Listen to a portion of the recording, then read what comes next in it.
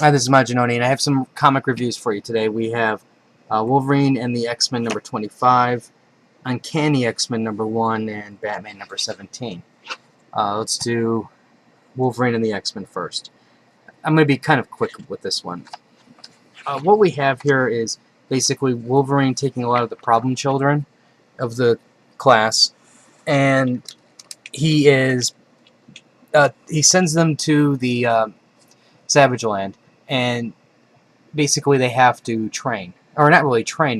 Well, I guess you can say it's training. It's basically um, the Blackbird is flying ahead, and it's pre-programmed to land at a certain destination, and meet me there. Everybody has to pass, or everybody's going to die, type thing. Just work as a team. Now, at first, I was kind of groaning, especially when at the very beginning you have Wolverine's brother having to jump into the fray, because to me, just this part of the story was good enough. Especially as the story started progressing, I started to warm up to the idea, especially with Quentin trying to lead the team and basically everybody just ignoring him and him getting all pissed off, and everybody has their own agendas, and there's some humor going on in the background, and I think overall everything was, I mean, this part was actually turned, as the story progressed, it became more enjoyable. But then Logan's brother comes in at the end and completely, it ruins I think it ruins the pacing, and to me, what it almost looks like is Aaron didn't have faith in just doing a fun story, and he has to throw in Logan's past unnecessarily. Because now instead of just fighting dinosaurs, now you're going to have to fight somebody who's probably on par with Logan with guns and stuff like that. So I thought that, while it's premature, I thought that they kind of weakened the story. Anyways, that's my review of this. Alright, Uncanny X-Men number 1. Now, if you remember from your little snippets in previews and things like that, there's a traitor among us in this issue. Now, what we have is, it starts off with the traitor talking to Maria Hill, and he's basically saying that Scott isn't, he needs to be stopped, and there's mutants popping up all the time. They're powerful, and he's gonna grab them all, or as many as he can, and on the street, he has street cred, and he's going to start a revolution, and you need to stop him before it's too late. And the one thing that S.H.I.E.L.D. didn't know was their powers are out of whack.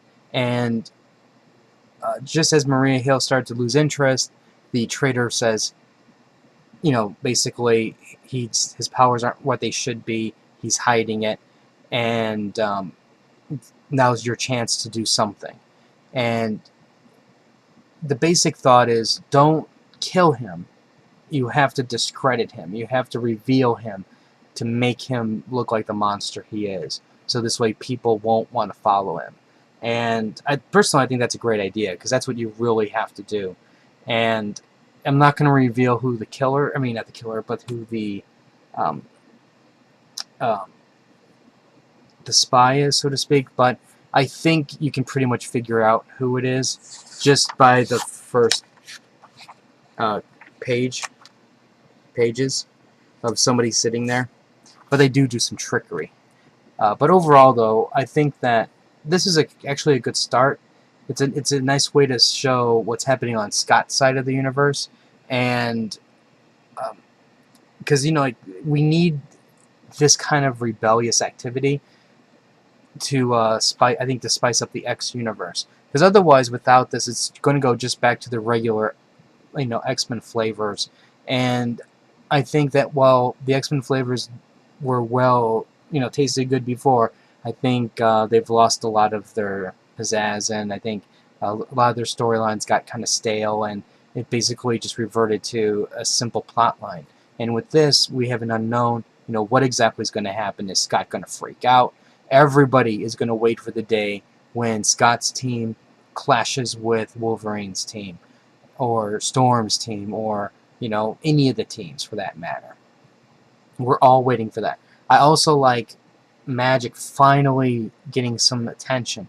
You know, Magic is so powerful that they usually just throw her in like the New Mutants where nobody's reading it, and they don't even really power her up very much, and they're always usually sidelining her.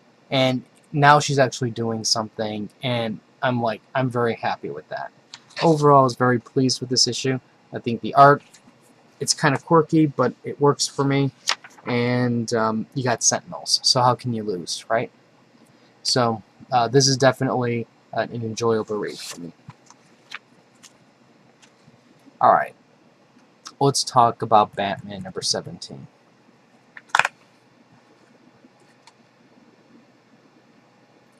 Batman is captured. The whole family is captured. And as if you remember from the previous issues, you had the Joker with the tray with the lid on it, and everybody's going, what's inside that? And I have to admit, the Joker is a sadistic person. He is very twisted, he is evil, he's very cunning, he's very intelligent. And Snyder really elevated the evil deeds of Joker to a new level. He elevated Joker higher than anybody has ever seen before. But when I got to the end of this book, I raged because I felt cheated. I wanted something. I needed something substantial to happen. Especially when you had Alfred getting beaten with the crowbar. You had the Bat team just smacked down. You had the evil genius of the Joker. I mean, even when the evil genius of the Joker lifted up their hoods and you see their bloody faces, and once you saw that, you knew exactly what was underneath that lid, and you saw their faces. It was a work of art. But the ending, I was like, you're just waiting for something substantial. Now, after I raged a little bit, I started to go online looking for what did Snyder promise us. Did he promise deaths? Did he do anything? And I was horrified to see that he didn't promise anything like that. All he promised was a twisted, evil Joker. Joker on a new level of insanity. And he delivered 110% on this Joker. Capullo also, he delivered on an amazing piece of artwork with the Joker. The face, the way the way the skin looked, the flies, everything, the eyes, the mouth, the teeth, just his general expression. This was a home run story in the making. So I calmed down a little bit. I didn't rage nearly as much. But then I went back to thinking, okay, how could the story have ended?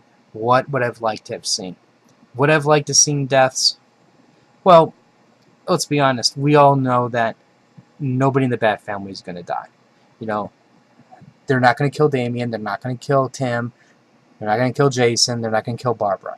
We knew that right from the get-go. We also know that he didn't kill Alfred. Without Alfred, Batman would be lost. And also, the week before, there was another Batman book that actually had Alfred in it. So we knew that Alfred was alive from that. So who else can you kill? You're going to kill Commissioner Gordon, who suddenly is not important, hadn't been seen after those early issues? Or, who? The cops? Past girlfriends? What? Nothing. Nothing was introduced besides these characters. And, there were some deaths that led up to this issue in other books.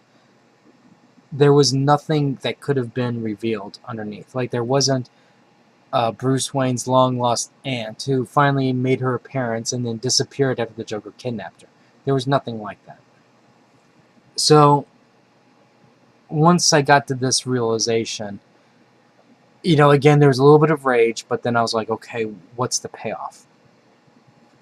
And the payoff is understanding how Batman and the Joker see each other.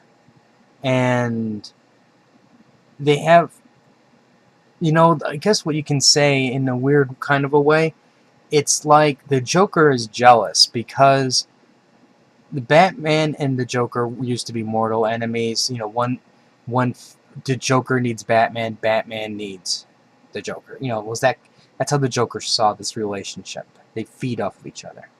Now you have the Bat family. So does Batman need the Joker any longer? No, he's got a family. So it sounds, like it's some weird lover spat in a way.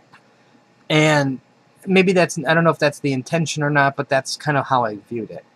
And when the one thing it does answer is, does the Joker know who Bruce is? Who Batman is?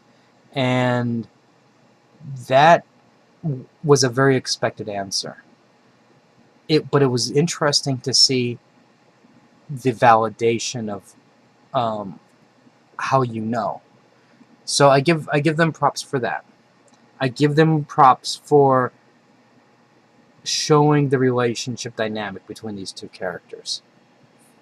I do think, though, that with this build-up, it kind of did lose a little momentum. It did fall a little flat, and I didn't feel satisfaction. I mean, to be honest with you, if, maybe they... first of all, we already know that these aren't the faces, so I'm not even going to pretend to insult you by saying that we're not going to spoil it. Because if these were the faces, we would have seen horrific changes happening in the other books. Or even if they were, that a plastic surgeon would have fixed it all up and nobody would have known the difference. So the thing is, knowing things like that ahead of time, it just ruins that build-up. And I don't know if, if, let's say, for an example, if Tim Drake had his face permanently, cut off like that, would that have made a difference for me? I don't know if it would have. It would have been a very shocking event. It would have made me sit there going, oh my God, I can't believe that just happened. As it stands now, I don't have that, oh my God, I can't believe it just happened. I do have the, wow, that was just a very cool Joker. Very twisted, evil Joker. Nothing I've ever seen before. But it kind of, it reminds me of that movie Spinal Tap, where, if you remember, they have that amp. And that their amp goes up to 11. Because, you never know when you need to go to, when 10's not good enough, and you need to go to 11. And in this case here, it's like a 10. And it just needed to go to 11. If it went to 11, this would have gone down as the most amazing thing ever known to mankind from start to finish.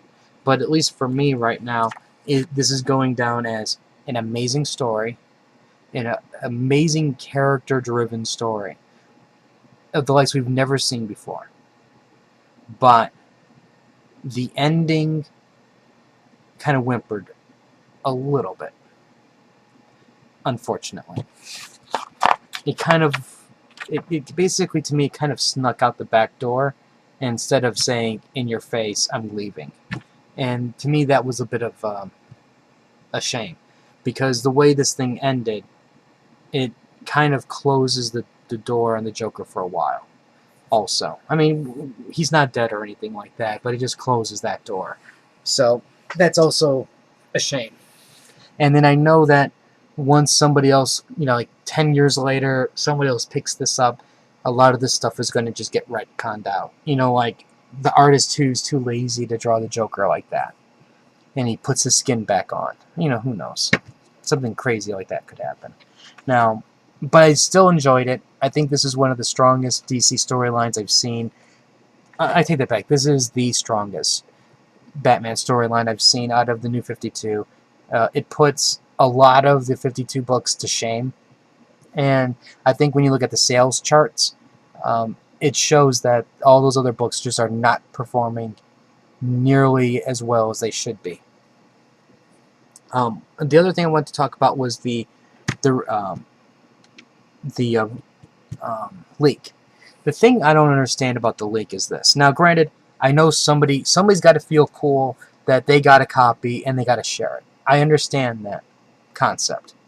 But what I don't understand is this. When there's comic news sites that go, oh my god, DC, Batman number 17, Joker leak. It's out there. You know, like, I didn't know that thing was leaked. And if I wanted to, I could have then just gone onto BitTorrent, you know, and downloaded it, read it, and never bought this.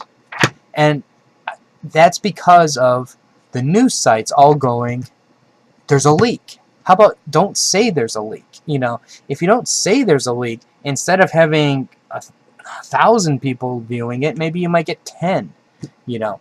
And I just don't understand that concept of, also when they go like in one of the forums, they were like, okay, you can talk about the leak, but you can't talk about like where to get it, but you can talk about how bad it is that somebody leaked it.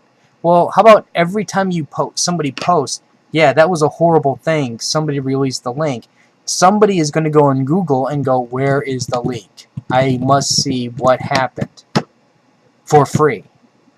And in a weird way, even though I know the comic companies are against the piracy, these news sites just encourage piracy.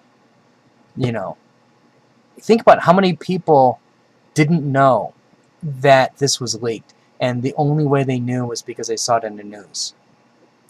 I think some of these news sites need to take a little bit more responsibility and you know, shut the F up. And then if they shut the F up sometimes and use some discretion, you know, then maybe stuff like this wouldn't get spread out as far, and it wouldn't ruin the story for some people, like, you know, the people who just kindly go on Tumblr and go, derp, derp, derp, look at that, the reveal. You know, like what happened with the Amazing Spider-Man. Or Imager, and they go, look at that, derp, derp, derp, derp, leak, and scanned. So I think, and heck, you know, some people might not even know that you could get comics digitally like that if it wasn't for those leaks. But anyways, that's it for my rant. Let's get you a code. I'll get you the Uncanny X-Men. My light bulbs are burning out, so that's why it's a little bit dark. So I'll have hopefully new light bulbs for the next video.